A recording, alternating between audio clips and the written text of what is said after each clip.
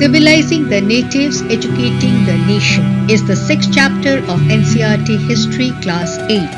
Part 1 deals with Orientalism and English education in India. The British arrived not only as ruler but as self-proclaimed civilizers.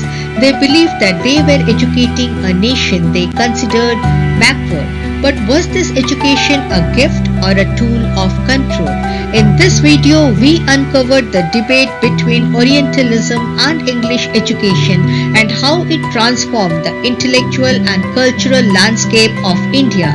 The topics to be explored in detail are: number 1, the tradition of Orientalism; number 2, criticism of Orientalist vision of learning; number 3, arguments in favor of English education; number 4, Education Charter Act of 1835; number 5, Education for Commerce; number 6, measures taken to implement Wood's Dispatch; number 7, the demand for moral education; number 8, the system of flexible local education; and number 9, some questions for recap. The tradition of Orientalism. Who are Orientalists? Orientalists are Western scholars who have knowledge of the language and culture of Asia. William Jones came to Calcutta Supreme Court as a junior judge in 1783. He was an expert in law and linguist. In Calcutta, he started learning Sanskrit language, grammar and poetry. He also started studying Indian texts on philosophy, politics, religion, morality, arithmetic, medicine and other sciences. Soon Jones discovered that Englishmen like Henry Thomas Colebrooke and Nathaniel Halhed were also interested in discovering the ancient Indian heritage. Colebrooke and Halhed started translating Sanskrit and Persian works into English. Thus Jones, along with Colebrooke and Halhed, set up the Asiatic Society of Bengal and started a journal called Asiatic Researches. In the image you can see the buildings of Old Asiatic Society and the present Asiatic Society in Kolkata, Park Street. So the question is, why did Jones and Colebrooke want the Western world to know about the cultural glory attained by India in ancient past? Number 1, they had a deep respect for ancient cultures of both India and West.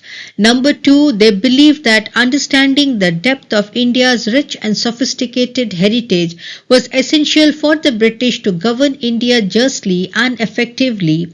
Number 3, it would also help the Indians to rediscover their own heritage and understand the lost glories of their past.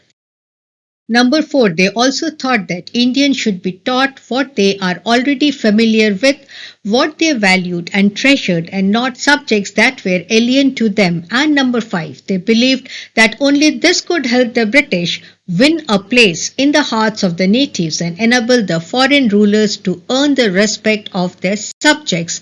Thus, Madrasa was set up in Calcutta in 1781 to promote the study of Arabic, Persian and Islamic law, and Hindu College was established in Banaras in 1791 to encourage the study of ancient Sanskrit texts that would be useful for the administration of the country. Criticism of Orientalist vision of learning. From early 19th century, the Western scholars started criticizing the Orientalist vision of learning due to the changing needs of British colonial administration in India. So the question is, what was the opinion of the Western scholars about the knowledge of the East? According to them, the knowledge of the East was, number 1, full of errors and unscientific thoughts; number 2, non-serious and light-hearted; number 3, Macaulay even stated that no branch of Eastern knowledge could be compared to what England had produced; number 4, Oriental learning had no practical use; and number 5, so it would be wrong on the part of the British government to spend public money on the learning of Arabic and Sanskrit language and literature. Arguments in favor of English education, Macaulay's Minute of 1835, was a pivotal policy document by Thomas Babington Macaulay that advocated for the introduction of English education in India. The arguments forwarded by Macaulay in favor of introduction of English education were: number 1, knowledge of English would allow the Indians to read some of the finest literatures of the world. Number 2, English will make them aware of the developments in Western science and philosophy. Number 3, exposing Indians to English education would elevate their cultural standards. And number 4, English education would produce a class of Indians who would assist the British government in effectively administering India and contribute to the economic growth. So, according to Macaulay, the limited government funds was to be exclusively used for Western knowledge and for creating an educated class loyal to the British. Education Charter Act of 1835. The Education Charter Act of 1835, passed by Lord William Bentinck based on Lord Macaulay's Minute, officially introduced the following policies. Number 1, it made English the medium of instruction for higher education. Number 2, it stopped government aid for the promotion of Oriental institutions. These were now regarded as temples of darkness. Number 3, English textbooks were now produced for schools. Number 4, funds were reallocated specifically for teaching European science and literature. And number 5, the 1835 Act fundamentally transformed the Indian education system, cementing English as the language of administration and higher education while neglecting indigenous language education. This has been called the downward filtration theory, aimed to create a class of anglicized Indians by gradually transforming their taste, values, and culture. The primary objective was to produce a group of Indians who were Indian in blood and color, but English in taste, in opinion, in morals, and in intellect. Education for Commerce. In 1854, an educational dispatch was sent to the Governor General in India by Charles Wood, the president of the Board of Control of the company. It came to be known as the Wood's Dispatch. It gave an outline of the education policy to be followed in India and emphasized on the practical benefits of European learning, which were: it pointed out that European learning would benefit the British government economically, as it would enable the Indians to recognize the advantages that flow from the expansion of trade and commerce and development of the country's resources. Introducing the Indians to European way of life would create demand for British goods, and it also insisted that European learning would improve the moral character of Indians. Thus, it would supply the company with civil servants who could be trusted and depended upon. Measures taken to implement Wood's dispatch. Number 1. Education department of the government were set up to extend control over all matters regarding education. Number 2, steps were taken to establish a system of university education. Number 3, in 1857, universities were established in Calcutta, Bombay and Madras. And number 4, attempts were also made to bring about changes within the school education system. Promotion of English education thus marked the final triumph of those who opposed Oriental learning. The demand for moral education. The Christian missionaries believed that morality could be improved only through Christian education. East India Company was opposed to large-scale missionary activities in India, as it could provoke reaction amongst the local population. So, to avoid the anti-missionary hostility of East India Company, which controlled Calcutta, William Carey established the Srirampur College in Srirampur in 1818, which was under the supportive Danish administration. In the 19th century, missionary schools were set up all over India, but after 1857, British government was reluctant to directly support missionary education.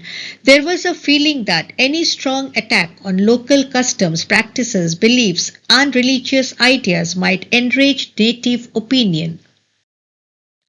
The flexible local system of education. In the 1930s, William Adam, a Scottish missionary, toured the districts of Bengal and Bihar. As he had been asked by the company to report on the progress of education in vernacular schools, Adam found that there were over 1 lakh pathshalas in Bengal and Bihar.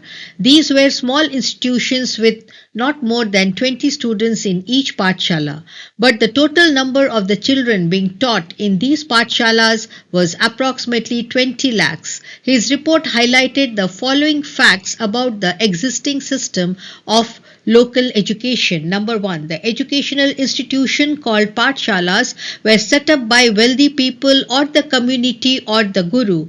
The system of education was flexible. Number three, there were no regular fees, no printed books, no separate buildings, benches, no roll numbers, regular annual examination or regular timetable. Number 4, teaching was oral and the syllabus was decided by the guru according to the needs of the student. Number 5, students of all age groups sat together and the guru interacted separately with the students of different levels. And number 6, which is a very important point, Adam felt that this flexible system was suited to the local needs. For example, no classes were held during the harvest time. The Pathshala started once again when the crops had been cut and stored. This meant that even the children of peasant families could study. Some important questions for recap. Number 1, who are Orientalists? Number 2, why did Jones and Colebrook highlight India's ancient cultural glory? Number 3, in what ways did Western scholars criticize and represent the knowledge of East? Number 4, what arguments did Macaulay advance to justify the introduction of English education in India? Number 5, what significant educational policies were introduced as a result of the Charter Act of 1835? Number 6, was Wood's Dispatch of 1854 directly connected with promoting education for commerce in India? Number 7, what measures were taken to implement Wood's Dispatch? And number 8, describe the features of the flexible indigenous system of education in pre-colonial India. Part 1 showed us the colonial blueprint of education. Part 2 will reveal India's intellectual resistance, the rise of national education. The story of colonial education does not end with Macaulay. It begins a new chapter in Indian awakening. Thank you for watching. If you found this lesson helpful, please like, share and subscribe Indrani's History channel.